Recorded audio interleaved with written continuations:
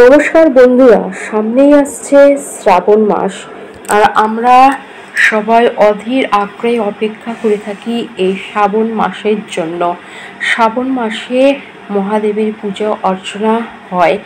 আমরা যারা এই শ্রাবণ মাসে শিবলিঙ্গের পুজো অর্চনা করি, তখন আমাদের সারা বছর আমাদের দুঃখ দুর্দশা থেকে আমরা মুক্তি লাভ করে থাকি। বন্ধুরা, জয় মা কালী পরিবারের সবাইকে আরও একবার স্বাগত জানাচ্ছি এক নতুন ভিডিওতে। প্রথম থেকে শেষ পর্যন্ত দেখতে থাকুন বন্ধুরা। আর অবশ্যই আমাকে একটি সাবস্ক্রাইব করুন, শেয়ার করুন, লাইক করুন। আর যারা নতুন আসছেন তারা অবশ্যই একটি সাবস্ক্রাইব করবেন।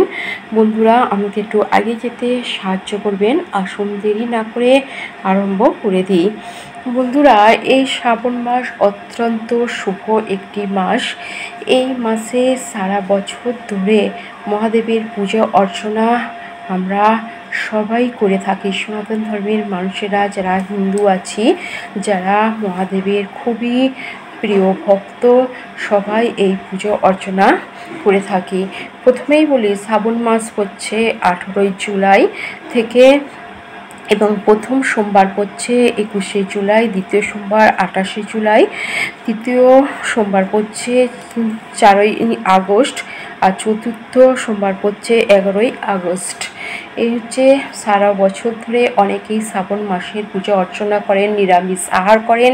আবার অনেকেই 4টে শ্রাবণ মাস পুজো অর্চনা করেন। এই শ্রাবণ মাসে পুজো অর্চনা করলে স্বামী স্ত্রী নিজের পুত্র সন্তানদের নিয়ে খুব সুখে থাকা যায়, সারা বছর মহাদেবের আশীর্বাদ লাভ করা যায়। তো শ্রাবণ মাস আসার আগে আমাদের কিছু যদি আমরা বাড়িতে জিনিস নিয়ে আসি, খুবই শুভ বলে মনে করা হয়। কারণ এই শ্রাবণ মাসে মহাদেব ও পার্বতীর বিবাহ হয়েছিল।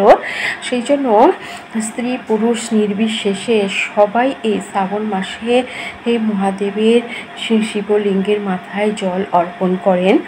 এই শ্রাবণ মাসে যে মহাদেবের বিবাহ হয়েছিল বলে খুবই শুভ বলে মনে করা হয়। স্বামী স্ত্রীও এই শ্রাবণ মাসে পূজা অর্চনা করলে একসাথে খুবই শুভ ফল পাওয়া যায়। যদি এই শ্রাবণ মাসে শিবলিঙ্গে দুধ গঙ্গা জল দিয়ে ঢালা হয়, তাহলে সারা বছর নিরোগ থাকা যায়, ব্যাধি দুর্দশা অভাব অনটন থেকে মুক্তি পাওয়া যায় এবং সংসার সুখ সমৃদ্ধিতে ভরে ওঠে। এক কথায় সংসার থাকে দুধে ভাতে বলা যেতে পারে। সেজন্য প্রথমে এই শ্রাবণ মাসে আপনি নিয়ে আসুন একটি পিতলের ঘটি। পিতলের ঘটিতে দুধ জল মিশিয়ে আপনি শিবলিঙ্গে অর্পণ করুন, এবং যাদের আগে থেকেই বাড়িতে ঘটি আছে ভালো করে মেজে ঘষে তাতে জল অর্পণ করুন। বন্ধুরা, আরও শ্রাবণ মাসে আরেকটি জিনিস অবশ্যই আনবেন, গঙ্গা জল আগে থেকেই এনে রাখবেন। কারণ মহাদেবের মাথায় গঙ্গা জল ঢালা খুবই শুভ বলে মনে করা হয়। আর যাদের বাড়িতে আগে থেকেই গঙ্গা জল আছে তাহলে খুবই শুভ। যদি প্রতিদিন বাড়ির সকল জায়গায় গঙ্গা জল ছিটিয়ে দেওয়া হয়, তাহলে বাড়িতে সবসময় পজিটিভ শক্তি বিরাজ করে, নেগেটিভ শক্তি দূর হয়। তারপর আপনি নিয়ে আসুন একটি শিবলিঙ্গ, যে কালো রঙের শিবলিঙ্গ নিয়ে এসে পূজা করবেন, সাদা নয়। যদি শিবলিঙ্গটি আনেন কোনো মন্দির থেকে তাহলে খুবই ভালো হয়, মন্দির থেকে আনার চেষ্টা করুন। যাদের বাড়িতে শিবলিঙ্গ এখনও নেই নিয়ে আসুন, আর যাদের বাড়িতে আছে খুবই শুভ, তো তারা সেই শিবলিঙ্গেই পুজো অর্চনা করবেন সারা শ্রাবণ মাস ধরে। বলা হয় মহাদেব একটি বেলপাতাতেই তুষ্ট, সেই জন্য অবশ্যই বেলপাতা যদি গাছ পান তো নিয়ে আসবেন, তো বেলপাতা দিয়েও পূজা অর্চনা করে থাকবেন বন্ধুরা। আবার যদি আপনি তামার ঘটি করে 1 ঘটি গঙ্গা জল আর একটি বেলপাতা অর্পণ করেন সারা শ্রাবণ মাস ধরে মহাদেবকে, তাহলে বাড়িতে সব সময় সুখ সমৃদ্ধিতে ভরে যাবে আর আপনি থাকবেন নিরোগ। এরকমভাবেই করতে পারেন পুরো শ্রাবণ মাস ধরে। বলা হয় শ্রাবণ মাস এতটাই পবিত্র, চারিদিকে সবুজে সবুজে সমারোহ হয়ে থাকে, যার জন্য মহাদেবের খুবই প্রিয় রং হলো সবুজ রং। এই শ্রাবণ মাস ধরে যদি আপনি সবুজ রঙের বস্ত্র পরিধান করতে পারেন খুবই শুভ। সেই জন্যে যে স্ত্রী লোকেরা হাতে মানে সবুজ রঙের চুড়ি পরে থাকেন এবং সবুজ শাড়িও অনেকে পরে পূজা করেন।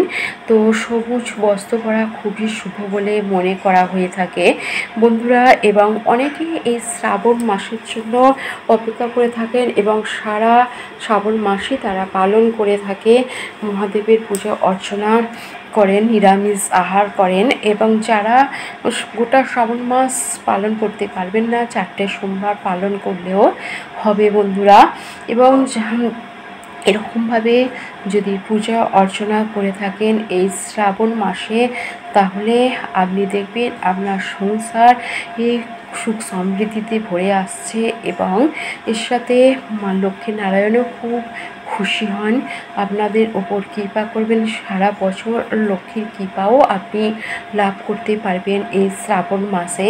মহাদেব দেবাদিদেব হলেন বিশ্ব পালক, যিনি আমাদের ব্রহ্মাণ্ডকে ধরে আছেন, যিনি সর্বদা আমাদের মাথার উপর হাত রেখে আছেন, যে আমাদের কোনটা ভালো কোনটা খারাপ সব সময় নজর রাখছেন, আমাদের আপদে বিপদ থেকে রক্ষা করে যাচ্ছেন এবং প্রতিদিন আমাদের পথ প্রদর্শক হয়ে চলছেন, আমাদের সঠিক পথ নির্বাচন করে দিচ্ছেন। এবং অনেক সময় বলা হয় মহাদেবকে, যাদের হয়তো বাবা নেই তারা যদি মহাদেবের পূজা অর্চনা করেন, মহাদেবও সেই মানে ইচ্ছাটাও পূরণ করে দেন, বাবার আশীর্বাদ সেখান থেকেও পাওয়া যায়। বন্ধুরা অবশ্যই এই শ্রাবণ মাসটি আপনারা পালন করুন, ভালোভাবে থাকতে পারবেন। এই রকম মানে একটি বেলপাতা দিয়েও আপনি পূজা করতে পারবেন এবং নৈবেদ্যও দিতে পারবেন, কোনো মন্দিরে যেতে পারবেন, বাড়িতে করতে পারবেন। এবং নানা রকম মহাদেবের ফুল আছে, এই সময় গাঁদা ফুল পাওয়া যায়, টগর ফুল পাওয়া যায়, সুন্দর সুন্দর ফুল দিয়ে আপনি পুজো করতে পারবেন। অবশ্য কেতকী ফুল দেওয়া যায় না, চাঁপা ফুল দেওয়া যায় না, এই কিছু কিছু ফুল রজনীগন্ধা দিতে পারেন। এই সময় সুন্দর সুন্দর রজনীগন্ধা ফুল ফুটছে, বেল ফুল ফুটছে, এগুলো দিয়ে আপনারা অবশ্যই পূজা অর্চনা করতে পারবেন বন্ধুরা। আজকে এই পর্যন্তই থাকলো, আবার দেখা হবে অন্য এক ভিডিওতে। আশা করি সবাই ভালো আছেন ও সুস্থ আছেন এবং আপনাদের শ্রাবণ মাস খুব ভালোভাবে কাটুক। আবার অন্য এক ভিডিওতে নিয়ে আসবো, আপনাদের সাথে আবার দেখা হবে বন্ধুরা। আজকে রাখছি, আর এতক্ষণ আমাকে সময় দেওয়ার জন্য অসংখ্য অসংখ্য ধন্যবাদ।